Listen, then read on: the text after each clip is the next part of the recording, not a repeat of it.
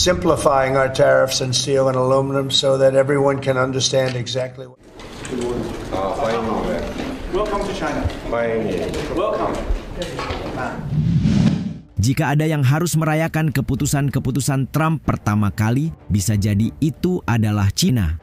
Bagaimana tidak, Trump yang berprinsip America First terus menggunakan kekuatan ekonomi AS untuk menekan negara-negara lain, termasuk Uni Eropa. Di sisi lain, Uni Eropa juga punya wewenang untuk memberlakukan tarif serta membatasi akses ke pasar Eropa. Setelah tarif impor besar-besaran AS yang mengarah pada bencana perang dagang inilah, Uni Eropa justru menunjukkan gerak-gerik merapat ke Beijing. Nah, dengan perlawanan Uni Eropa, China, dan mitra dagang lainnya, benarkah ini adalah awal dari kejatuhan Amerika Serikat?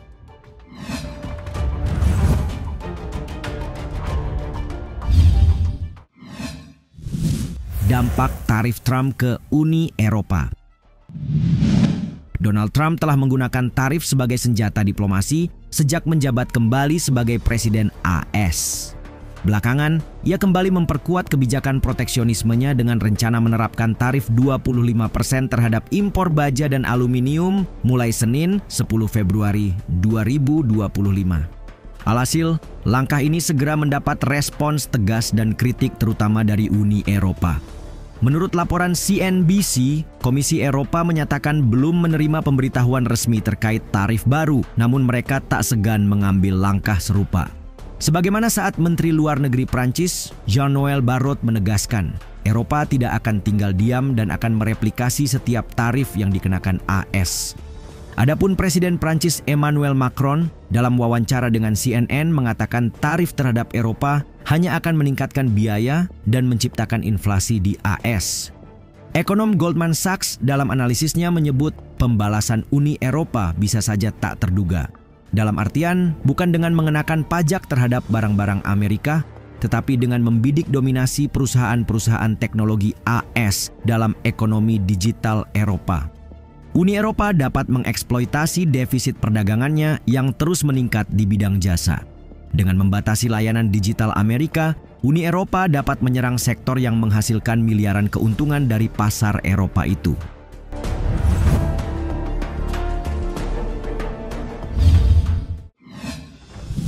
Uni Eropa bisa lawan Amerika Serikat.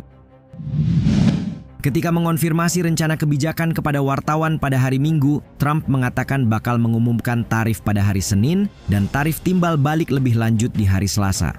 Karenanya tidak heran jika Uni Eropa langsung menanggapi, terlebih baja dan aluminium menjadi pusat perselisihan yang belum terselesaikan di antara mereka sejak tahun 2018. Saat itu, Trump mengenakan tarif pada masa jabatan pertamanya yang kemudian ditangguhkan. Sebuah kebijakan yang bertujuan melindungi industri domestik sekaligus menekan negara mitra dagang agar mengikuti keinginannya. Sebagai contoh, Trump mengancam Kolombia dengan tarif setelah negara itu menolak mendaratkan pesawat AS yang membawa migran yang dideportasi. Setelah ketegangan seharian penuh, Kolombia akhirnya mengalah dan membiarkan pesawat AS mendarat.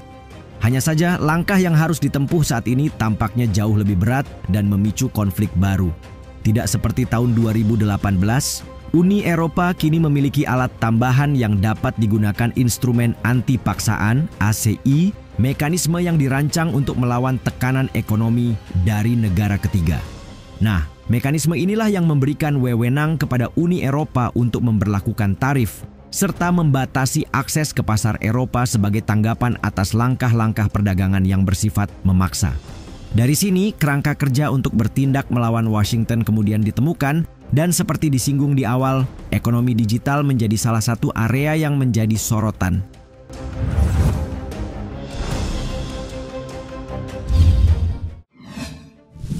Sama-sama dirugikan.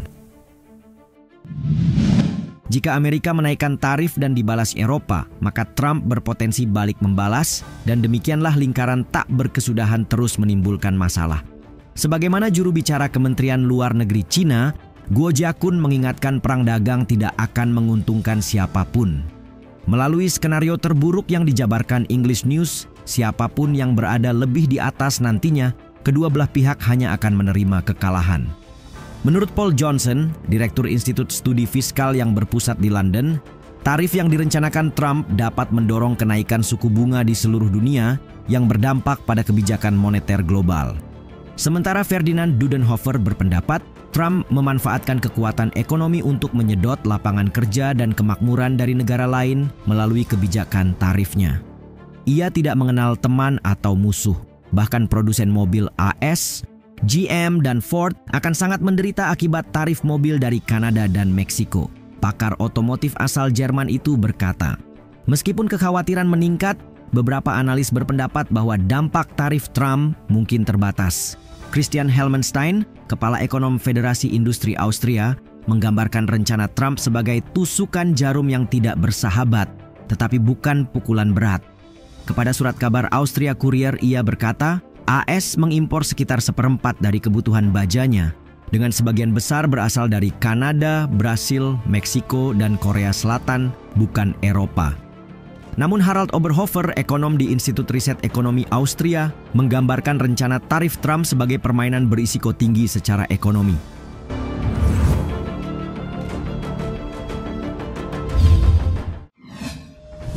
Mungkinkah Eropa merapat ke Cina?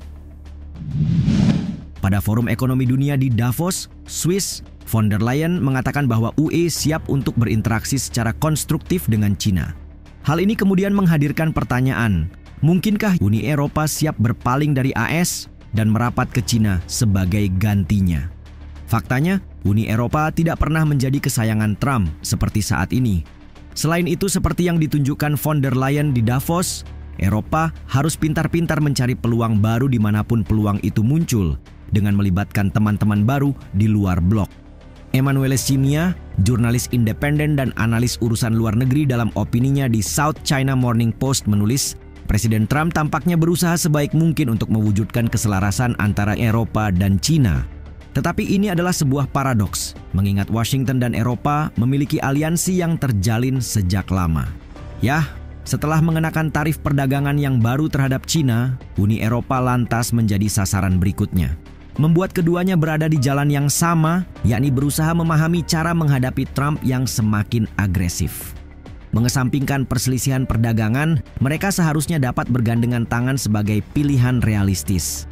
Namun pada tahap konfrontasi Uni Eropa-Trump ini, blok Eropa mungkin juga sekadar menggunakan kemungkinan pemulihan hubungan dengan Cina sebagai taktik untuk melunakkan ancaman tarif Presiden AS itu.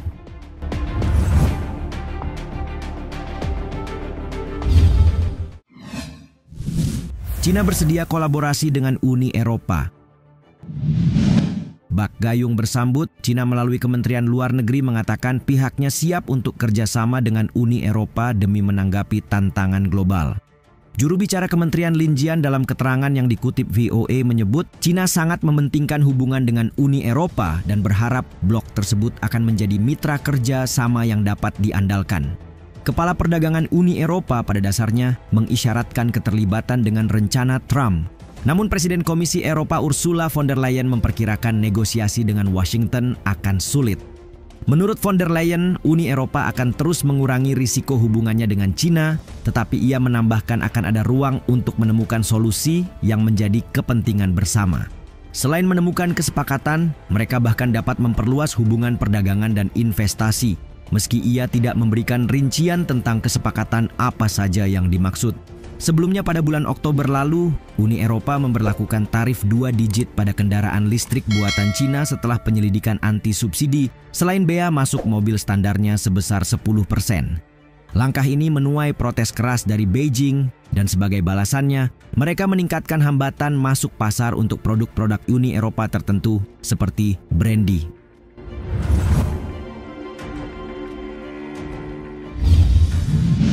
Donald Trump tetap berpegang teguh pada prinsip America First dengan menggunakan kekuatan ekonomi AS untuk menekan negara-negara lain agar tunduk pada kepentingan Washington. Namun dengan bersatunya Eropa, Cina, dan mitra dagang lainnya, akankah Trump mengubah kebijakannya?